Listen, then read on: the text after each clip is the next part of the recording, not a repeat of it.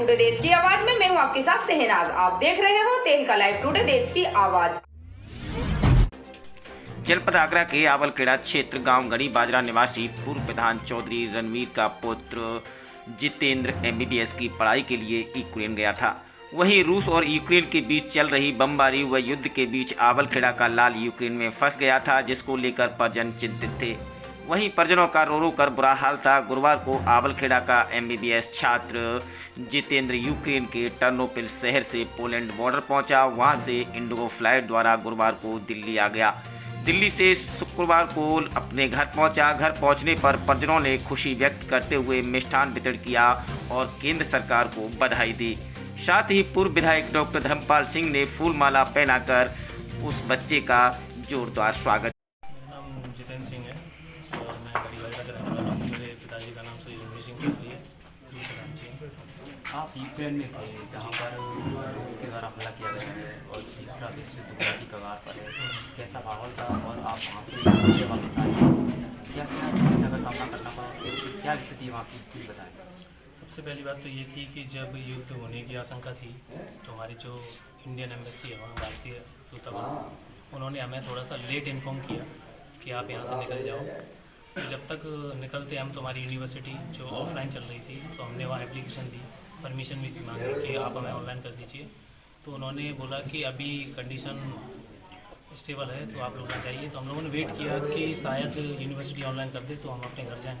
कि जब तक हुआ ऐसा कि अगले 2-3 दिन बाद ही कुछ ऐसा माहौल बना खार्किव और कीव की तरफ कि अचानक से फिर से एक नई एडवाइजरी आई और बोलते हैं इंडियन एम्बेसी वाले कि आपको अभी तुरंत निकलना चाहिए। तो हम लोगों ने क्या किया कि हम लोग फिर वहाँ से अपनी जो टर्नोपिल सिटी है, जहाँ मैं पढ़ता हूँ टर्नोपिल नेशनल मेडिकल यूनिवर्सिटी में, वहाँ से हम लोगों ने बसेस वगैरह अरेंज की। काफ़ी सारे बच्चे एक साथ निकले और हम लोग फिर पोलैंड बॉर्डर पर पहुँचे। जहाँ के जो पोलैंड बॉर्डर पे हम लोग पहुँचे तो हमने वहाँ देखा कि जो स्थिति है वो सामान्य नहीं थी, क्योंकि इंडियंस बच्चे ज़्यादा थे वहाँ और जो यूक्रेनियन और जो पोलैंड कंट्री के बच्चे थे वो खुद जा रहे थे। तो उन्हें निकलने पहले दिया जा रहा था और हमें थोड़ा रोक के रखा था कि आप जाएंगे तो आप ग्रुप्स में जाएंगे चेक पोस्ट के लिए। ये थी तो फिर हम लोग पोलैंड बॉर्डर पे पूरा दिन खड़े रहे। रात को हमें 6 घंटे पूरा खड़ा रहा सर्दी में। उसके बाद हमें लगा कि शायद हम इस बॉर्डर क्रॉस नहीं कर पाएंगे, तो हमने डिसाइड किया कि हम पीछे जाके किसी दूसरे बॉर्डर की तरफ जाते हैं। वहाँ से हम लोग गए उजगुरूद। आप पैदल थे? जी, हम लोग पैदल कर रहे थे क्योंकि 30 किलोमीटर हमें जो चेक पोस्ट था वहाँ तक जाना था पैदल। फिर वहाँ से हमें फिर से पैदल आना था। विद्यार्थी थे आप जब? मेरे ग्रुप में जब पीछे 40 बच्चे एक थे, उनके पीछे एक और बस थी 35 स्टूडेंट्स के अप्रॉक्स। उसके बाद एक और बस थी, तो ऐसे 3 से 4 बसेस थी। तो हम लोग ऐसे पैदल जा रहे थे वहाँ तक। तो जब हमें वहाँ लगा कि शायद बॉर्डर हम लोग नहीं क्रॉस कर पाएंगे और ठंड भी थी, क्योंकि रात को ठंड में खड़े रहना, लाइन में लगे रहना मुश्किल हो रहा था काफ़ी। तो हम लोगों ने डिसाइड किया कि हम लोग बैक जाते हैं। हम पीछे आए, पैदल आए फिर से 30 किलोमीटर तक। फिर वहाँ से हमने एक बस अरेंज की। फिर हम लोग उजगुरूद गए। वहाँ पहुँचे तो जो अमृत सिंह ढिल्लन है वहाँ, उन्होंने हमारे लिए खाना अरेंज कराया, हॉस्टल भी अरेंज कराया। तो फिर हम लोगों ने डिसाइड किया कि एक उजगुरूद के पास ही 2 किलोमीटर एक स्लोवाकिया बॉर्डर था। तो वहाँ से हमारे कुछ दोस्त पहले निकल चुके थे, तो उन्होंने हमें कॉल किया कि आप लोग इस बॉर्डर से निकलो। तो मेरे साथ कम से कम 8 से 10 बच्चे थे। फिर हमने 5 बच्चों को और बुलाया, तो 15 से 20 बच्चे एक साथ निकले। 3 घंटे हम लोग उस बॉर्डर पर खड़े रहे। पर उस बॉर्डर की ये था कि जो वहाँ के लोग थे तो वो उन्होंने हमें कंबल वगैरह प्रोवाइड कराए। जो हम लाइन में लगे हुए थे उन्होंने हमें बिस्किट्स, केले वगैरह, एप्पल वगैरह सब कुछ दिया। हमने बॉर्डर क्रॉस किया। फिर जो हमारी एम्बेसीज़ के लोग थे, स्लोवाकिया एम्बेसी, वहाँ से कुछ वॉलंटियर आए इंडियन स्टूडेंट्स, उन्होंने हमारे लिए बस अरेंज की। और जैसे ही हम लोग बॉर्डर क्रॉस करके निकले तो वहाँ बहुत सारी स्टॉल्स लगी हुई थी खाने की। तो ये सब कुछ था। फिर उसके बाद हम लोग होटल शिफ्ट किए गए। अली बाबा होटल था हमारा स्लोवाकिया में, बॉर्डर से 50 से 45 किलोमीटर दूर।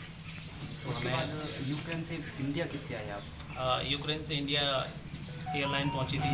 स्पाइसजेट एयरलाइन चल रही है, एयर इंडिया चल रही है। और हमारे जो लॉ ऑफ मिनिस्टर हैं किरण रिजिजू सर, वो उस होटल तक आए, हमारे बॉर्डर पे आए, सारे बच्चों से मिले थे। वो परसों के दिन 2 मार्च भारत को। की तरफ से 5 लोग गए थे, इसमें ज्योतिरादित्य सिंधिया भी थे, जी।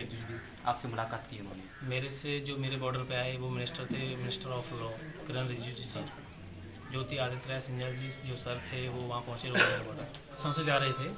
तो हमने फ्लैग, आगे जो बच्चे बैठे थे 2 ड्राइवर के पास, उनके पास हमने फ्लैग दे दिया था। साइड में कुछ फ्लैग हमने चिपका दिए थे, पीछे भी कुछ फ्लैग लगाए थे। तो उससे ये था कि जो चेक पोस्ट आ रहा था तो जो यूक्रेन आर्मी थी वो हमें पास कर रही थी, बस ऐसे पूछती थी कि कौन है। की वजह से भारतीय झंडा मान लीजिए आप, हाँ वही उसमें स्टूडेंट थे हम। तो जो हमारा फ्लैग था कि सबसे पहले फ्लैग ही दिख रहा था मिरर के बाहर से, तो उन्होंने बस ड्राइवर से पूछा था कि कौन है, तो उन्होंने बोला स्टूडेंट्स हैं, इंडियन स्टूडेंट्स हैं। तो इस तरह हमें वहाँ से बॉर्डर पास करना। कितने विद्यार्थी और यूक्रेन में फंसे हुए हैं और कितने वापस भारत आ गए हैं?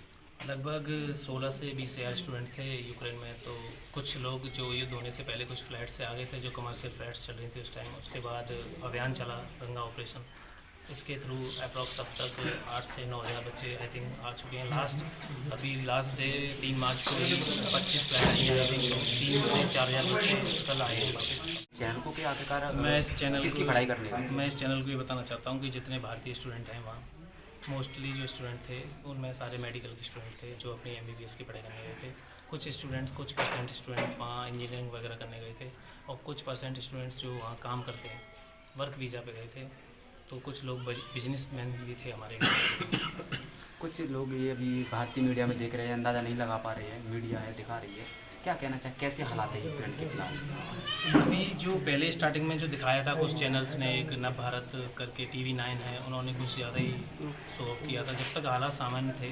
पर अब जो चल रहा है वहाँ हम लोगों ने देखा है, और जो हमारे दोस्त हैं कीव और खार्किव जो सबसे पहले टारगेट बनाया गया, तो कीव और खार्किव से हम अपने दोस्तों से पूछा करते तो बस वो ये बता रहे थे कि वो लोग सिर्फ बंकर में छिपे हुए हैं, और जो ब्लास्ट जो चल रहा है, बम्बार्डिंग जो चल रही है, फायरिंग जो चल रही है, उनको वो हर चीज़ सुनाई देती थी। आपको भी सायरन सुनाई दिया? सायरन जो अलर्ट सायरन था जो सिटी के लिए था, तो जैसे ही एक दिन आता है मैसेज के आपको इस टाइम अगर रात को अगर सायरन सुनाई दे तो आप लोग बंकर्स में शिफ्ट हो जाना कुछ टाइम। तो हम लोग ऐसे बैठे हुए थे आपस में डिस्कस कर रहे थे, तो अचानक से सायरन, हाई अलर्ट वाला सायरन जब बजा। आपको पहली बार पता चला कि यूक्रेन पर हमला बोल दिया रूस ने, तो कैसा महसूस हुआ? महसूस ये था कि हमें अपनी MSC पे भरोसा था, अपनी सरकार, भारत सरकार पे भरोसा था, आदरणीय मोदी जी पे भरोसा था कि जिस तरह से वो हमें ये था कि हम कहीं ना कहीं हम निकल जाएंगे, क्योंकि हमारी भारत सरकार सारे स्टूडेंट्स को लेकर काफ़ी चिंतित है और गंभीरता से प्रयास भी कर रही है। और जहाँ तक है कि मोस्टली आधे से ज़्यादा बच्चे अभी तक आ चुके हैं। आप आज ही आए हैं आप? जी मैं और आप आज ही आपसे विधायक जी मिलने आ गए? जी मुझे ये अच्छा लगा कि विधायक जी आए, तो मैं इनका तहे दिल से शुक्रिया अदा करना चाहता हूँ, क्योंकि ऐसा बहुत कम होता है कि जो क्षेत्रीय विधायक होते हैं विधानसभा के, उनसे हर लोग नहीं मिल पाते हैं। बहुत बहुत धन्यवाद हमसे बात करने के लिए, और मैं आशा करता हूँ कि आप हमारे देश में आए और हिंदुस्तान का झंडा जो आपने पूरा बताया हिंदुस्तान के लोगों को हमारे चैनल के माध्यम से लोग देखेंगे। तो बहुत धन्यवाद। क्या कहना चाहेंगे विधायक जी, आज आप यूक्रेन से वापस आए, छात्र से मिले, क्या क्या समस्याएं और क्या क्या उन्होंने बताया? मैं धन्यवाद देना चाहता हूँ हिंदुस्तान के प्राइम मिनिस्टर आदरणीय मोदी जी को, उनकी सक्रियता से उन्होंने जो एकदम कदम उठाया। हमारे कई 24 मिनिस्टर वहाँ हैं, हमारे सब बच्चे वापस आ गए। हमारे विधानसभा के 7 बच्चे वहाँ फंसे थे, 7 बच्चे सकुशल वापस आए। मैं धन्यवाद देता हूँ आदरणीय मोदी जी। क्या कहना? चौधरी रणवीर सिंह की गुना। आपके जो बेटे हैं अभी यूक्रेन से वापस आए हैं, अब कैसा महसूस कर रहे हैं आप, और कौन सा गाँव है आपका? मेरा गांव घड़ी बाजरा है, मौजा चरौली है। मैं तो ऐसा महसूस कर रहा हूँ कि मोदी जी भगवान लेके आए हैं और काफ़ी ताकत नहीं है। भगवान ये हमारे बच्चों आगे हमारे तो हमारे लिए तो परमात्मा ही है। जब हमला हो रहा था यूक्रेन पर, जब आपने बात की अपने बेटे से, तो मतलब बेटे से बात की, बेटे साहसी और हिम्मत वाला बेटा है, सांस नहीं तोड़ा है, 4 दिन न खाना न पीना, 4 दिन भटकता डोला है, और सास और हिम्मत से काम लिया बेटे ने। एक बच्चा फेल भी हो गया, उसको पीठ पर लाद के लेके आया, बहुत जल्दी बात किया उसने, और सास से खुशी का माहौल है आज? खुशी का माहौल है।